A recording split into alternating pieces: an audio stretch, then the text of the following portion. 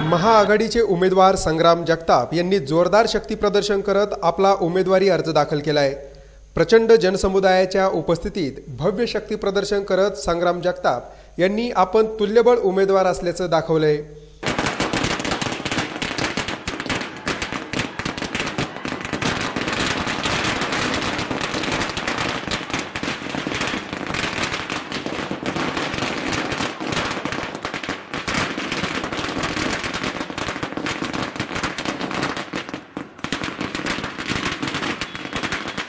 कालच युतीचे उमेदवार सुजय विखे यांनी जोरदार शक्ती प्रदर्शन करत आपला अर्ज दाखल केला होता।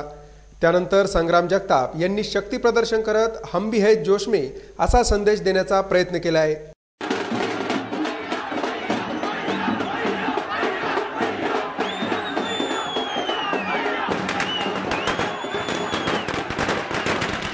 जिल्हाधिकारी कार्यालयात जाऊन शेतकरी दाम्पत्याच्या हस्ते उमेदवारी अर्ज दाखल करत संग्राम जगताप यांनी आपण सर्वसामान्यांना बरोबर घेऊन दक्षिणेत काम करू असा सूचक संदेश देखील दिलाय।